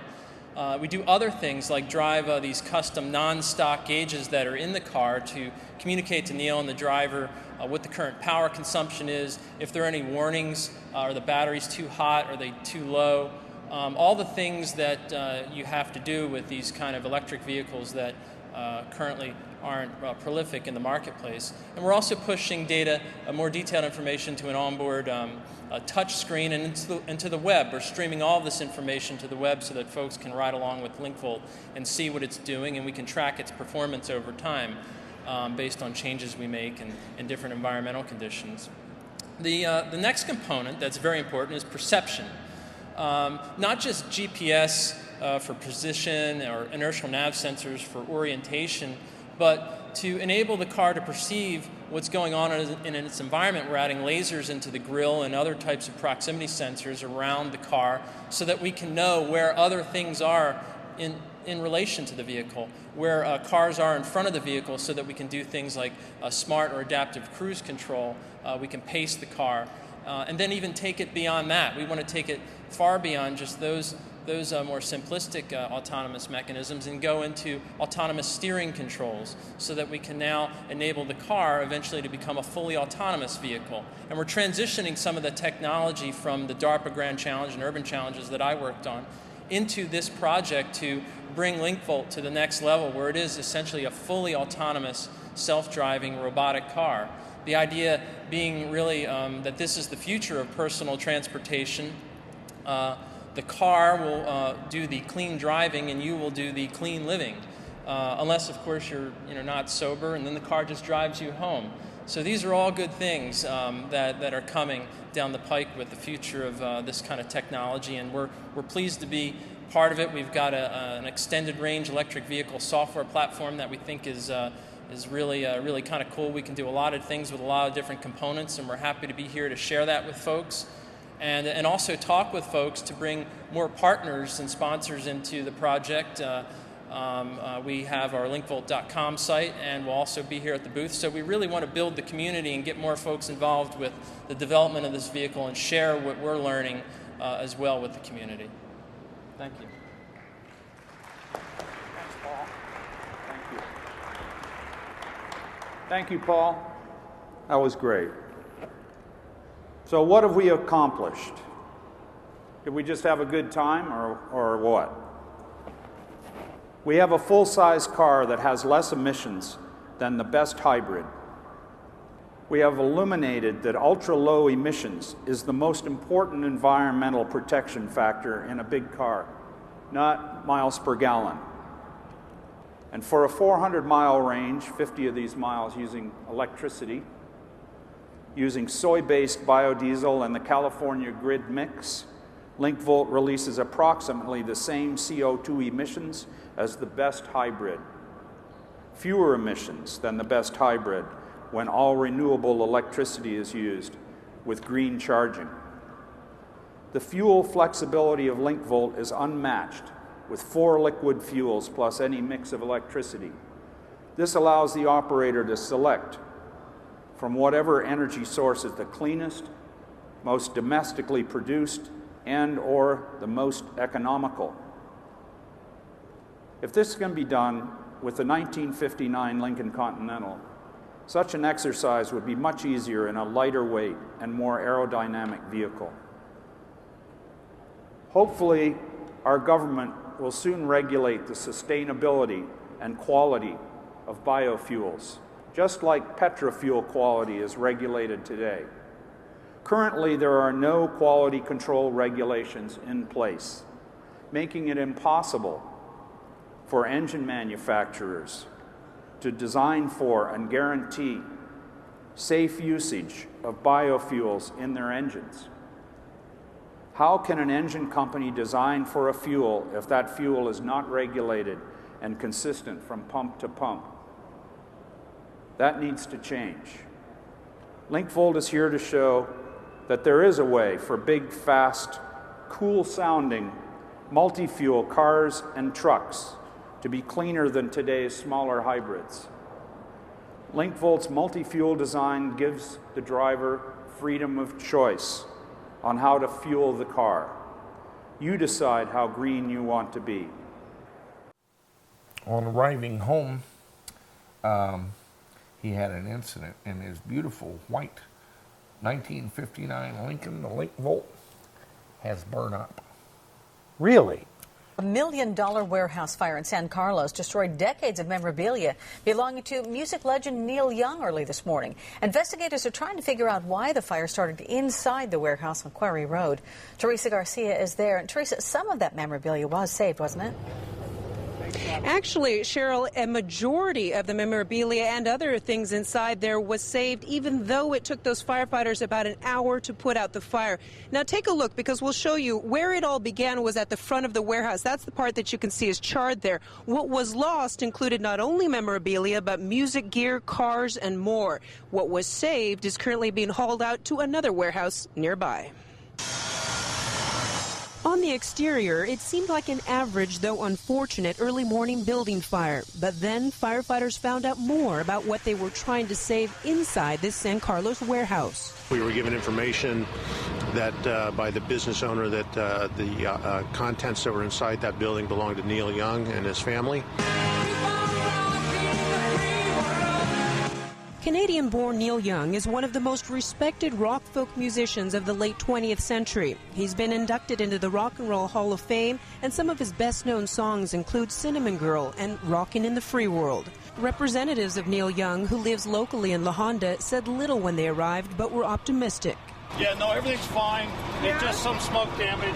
But there was more than just smoke damage at this 10,000 square foot Quarry Road warehouse, which stored quite a bulk of Young's personal belongings. Mr. Young had a lot of his musical equipment in there, but all of it was, or a majority of it, was contained within storage containers that they use for traveling when they're on the road. But the Belmont San Carlos Fire Department estimates it was able to save about 85% of the property, which included several vintage cars, paintings, musical gear, and even canisters of archived film and music footage. He had a lot of film material in there that the firefighters protected with a lot of visqueen material to keep it from water damage, and the quick action by firefighters did definitely reduce his loss. The musician did lose at least one collector car, and it could possibly be where the fire started. The fire department isn't saying whether it was this classic Cadillac Young had once showed ABC7 after he converted it into an electric car. Certainly there's going to be a source that we're going to be looking around one of the vehicles because there's significant loss to one of the vehicles that's there. Nobody was injured in this fire, and at this point the investigators don't believe it was set deliberately. Now, certainly this is a very personal loss for a longtime musician like Neil Young, who is a Bay Area local who devotes a lot to the community with his annual benefit concert for the Bridge School. How did that happen? Well, now, they don't know exactly. Okay, yeah. But he had an awful lot of smart people telling him that Jack Rickard didn't know what he was talking about on this BMS thing. And it did happen while charging. Oh, man. In the garage unattended. Oh. It's and then it's gone deathly quiet. Whenever you have an electric car fire and it goes deathly quiet, it's the battery management system. Because they're so sure you got to have this thing. And it's happening to car after car after car. Another little warning, I don't have the full story yet. There is a company called EV Conversions of New York. It's apparently a scam. This guy has done one car. It was his own Saab 900, and he managed to burn it to the ground on the freeway. But he's working on somebody else's car for money, and there's just a lot of scams out there. Wayne Alexander's the good end of it. There's a bad end of it too. Yeah, I mean, there's people don't have a reputation, but they want to get their car converted. Just be careful out there. Yeah, be careful who you're talking to. Ask to talk to some of the customers that they've had. That, of course, they're going to give you the good ones, but that's okay. As long as they have a couple of good right, ones. As long as they have some good ones. In this case, this guy's not converted anything but his own car, and then he burnt that to the ground. But he's out there posing as an EV expert, and that it's bad news all the way around. So we are going to have to shed, if we take on an image of being all,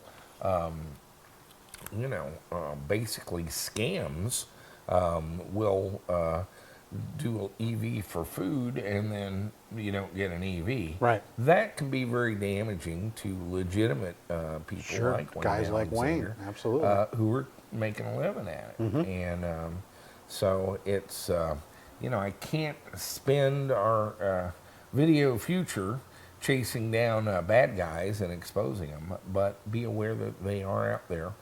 Just taking a car to someone that you have no references on and don't know, because there's a lot of them out there doing this with a lot of unhappy customers. Yeah. Wow. The guy in Florida that Arnold stopped by at midnight last night. Really? For a cup of coffee with his girlfriend. Was he coming? On his way to Florida. He did a Ford down there in Florida and just really kind of took to the cleaners on it. And so he's a little discouraged these days. Okay. But still plans on doing the Chrysler Town and Country for Norway. Okay, good. Production up in Davenport, right? Davenport, Iowa. Davenport, Iowa, yeah. And so that's an interesting story we're following. Yep. As I said, Tesla hit $30 this week. That's what, I saw that. Panasonic put in $30 million. And now Toyota has announced that maybe next year late, they're going to have a couple thousand RAV4s that Tesla's going to do. Tesla's going to do the RAV4s for them, yeah. Okay. And so that's given it a little boost.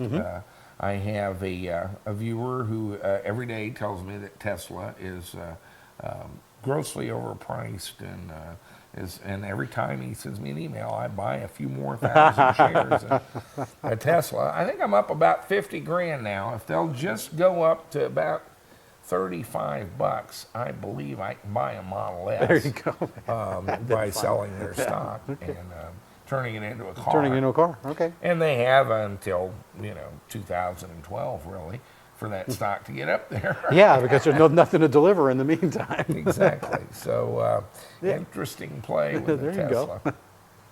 We've got some interesting things going on the Mini Cooper.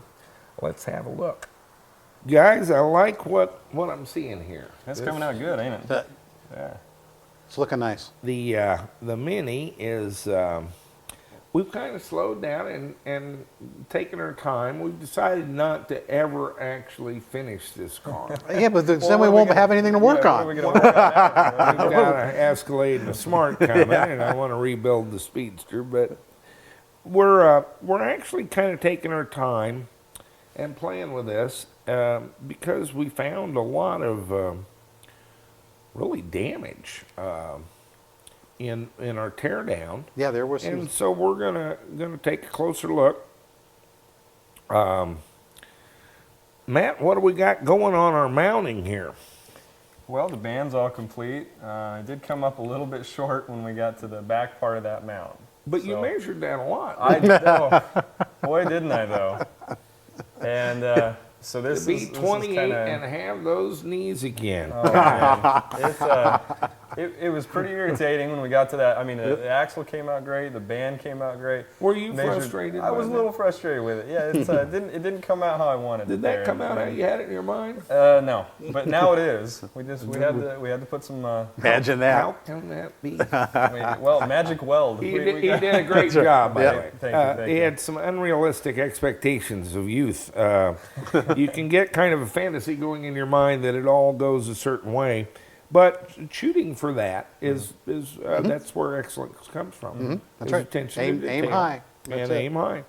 Got under the car. The torque arm and his bracket were very close. They were. I needed about an inch. Within an inch. Within an inch. Well, to have enough meat to actually make that bolt come They were up, awfully close. They were. Well, to get it to hang exactly straight. I mean, we could have jammed that in there and got it. But our bounce up here would have been a little on the extreme. We wanted it to hang straight. That's kind of how I judge the angles of most everything. This back mount, is just kind of taking a feeler gauge against the front side here to this side, this side, and then the back side. The factory, that's that level. So as long as I made that level, everything So I else never should be right in pictured line. how it was going to fit in the right place or how we were going to measure that. They got there and it didn't fit. So we did it. We didn't get the hammer, which is my usual solution. But he was looking at it though. Yeah, we did it. What I suggested was go ahead and since we were going crazy with this welder anyway, let's make a couple of tabs, put the bolt holes in them, put them on the torque arm, and then line them up just the way you want and tap it with that welder and tack it. And would you believe that worked? Well, this thing's in here. It's solid. It's where it should be, and it's sitting on all three mounts now. Now we have a new end mount here, but they also made me a new shelf. We kind of had to do that a couple times, but we've got it where we can lift the whole shelf out, disconnect some wires, and it'll all come out as a unit. He's mounted our Reinhardt in there very solidly, and I like what I'm seeing. Yeah, me too. So it definitely looked good. We made a new little enclosure out of plastic right. for for our AC controller. AC controller, and I've got that in very well. And Brian's got our bottom plate and our air conditioning back in here. I think that's all going to work out. But then who had a bright idea? I don't know. Was that you? I don't want to take credit for anything. I am driving these guys crazy. We got, this is, we're going to fall on our sword here. And, I want to go on record now that this has no chance of working. And it was my idea, and it will fail. We're going to try to fail artfully and learn something along the way. What did I ask you all to do? Well, we've with our cooling we've system. re-rigged the cooling system into a heating system. Yeah, we don't really need a radiator anymore, I guess. Actually, we're not quite sure. We're not really sure. We've cut out a lot of components. We have. In fact, It'll we never be have to put anything interesting on. to see what the remaining components do about surviving. That's right. We have an impossible situation. The controller and the motor need cooling. It's November here. I know all of you in Florida don't mind that, but here in Missouri it starts to be pretty brisk. It's a little I have a heating system that works very well, by the way. It's a little RM4 Brusa, I think. Or is it MES? It's an MES, DEA, yeah. The RM4. 4 kilowatt electric heating system with a pump. Turns out the pump moves stuff I pretty. was surprised. Yeah. That It's got it's pretty a good brisk flow. little pump. Pretty good flow out of that. And so the question comes up, and many of you sent this in, and I've always extended the party line that there's not enough heat or reliable enough heat out of the motor and the controller to actually heat the car. This will be a good, But I might be wrong. this will be a good myth to bust, whether one way or another. Yeah, Either either way, because we'll that's- know. We're getting a lot of heat through our radiator. The MESDA is kind of interesting. We have a 12-volt pump, a 375-volt pack voltage applied to the heating element yeah. through a little pulse width modulated controller board, which monitors the temperature and right at about 148 degrees Fahrenheit cuts out the heater. The concept is if we simply took the output of our heater core in a car and ran it into the controller, through the controller, then through the motor, into the heat bottle, and then pumped it back into the heater core, we would have a closed loop. For the purposes of heating, then the heat from the motor and the controller, were they adequate, I would be able to heat the car, and the heater would simply not come on and use any battery pack voltage because the water's already above 148 degrees. Right. Now the concept is we also have to cool the controller and the motor. So in a very tight loop, I'm trying to heat and cool at the same time. Is this going to work? It can't possibly. I don't know how it could, but it's However, if that it heat does. exchanger in there, when you turn on the fan, it's pretty efficient. It moves some Yeah, heat it into does. the car, and will drop that temperature in that little heating system. So we're going to try it. And what this allows us to do is I can wire the pump to simply come on when the car comes on. Right. Now we're pumping cooling fluid through the motor and the controller. If I turn on the heat and I'm getting heat from the motor and the controller, save the battery pack. If I need some heat, like at the beginning, I can turn on the hot water bottle and electrically heat some water. I don't know if this is going to work. Well, our two temperatures are a little bit close. They are. Yeah, The controller goes into some current limits at 176 degrees. And our water bottle, the thermostat is set at 148. That's 28 degrees of band in a very small system. I don't think it would work, but it would sure be elegant. Oh man, yeah. This is cool. And Looks good. if it doesn't work, what's the downside? Well, we'll know that it doesn't work, and we can always rig something up. We've left our Messier pump here. We still have the radiator. There's nothing we're scrapping at this point. We're We just still testing. have the radiator. We could, in recovery, take this going into the controller, go back into our radiator, come out our lower pump, and back into the controller, and the loop still works just fine for cooling. For cooling.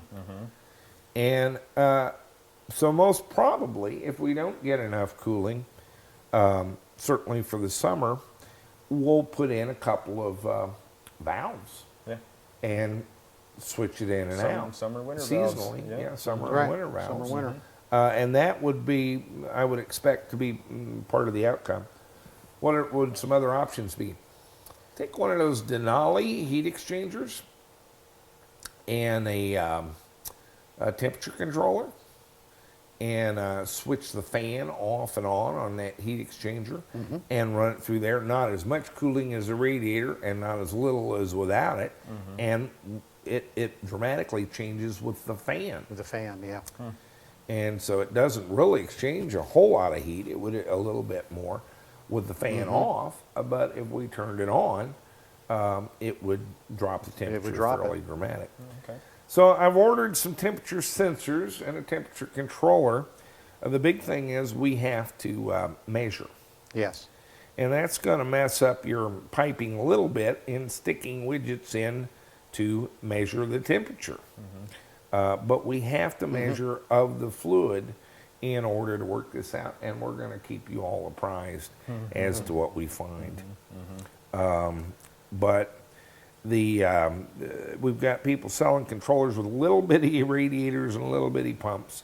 And our experience with MES DEA was that it took the radiator of the car to cool it. So we're going to put some meters on it and find out. But along the way, I would like to certainly, this would be the ideal model if it would work. For sure. It hasn't got a prayer, but we've seen stranger things. We have seen stranger things. We're going to try it and just treat it as an experiment. It is November here. I think I can use some of that. Yeah, I think we can get away with it for a few months. And we'll monitor the inlet temperature and the outlet temperature of the controller to see where we're at on that. And hopefully that'll give us some indication of how we're doing. But we're trying to marry a cat and a dog. We're heating and cooling at the same time with the same system. This makes no sense, and that's why it's so appealing. That's right. At least they'll know where to send the foil helmets. So we're pretty much in the foil. We'll be here. Just send them along. I've got to do some work wiring up the controller. I guess next week we'll see if this car will work. I think we should be able to get this baby rolling. But you're mounting, and we got the wheels back on, the axles in. I am thoroughly impressed. This is a much better, cleaner looking system, and much better mounted than it was. Oh yeah, this is good work. Well, that is cool, or hot, or cool. It's been a I'm not long sure. road. This heating and cooling is interesting. We're just going to have to try some things and see, because we're in past what I know. I would be willing to bet that won't work, but we're going to try it anyway. But we'll know anyway. It is November, and so and we can cut that radiator back in. That's about it for another week at EVTV. Have you got any more news? Do you know anything? I don't know a damn thing. We'll try to show us. We'll We'll talk to y'all later.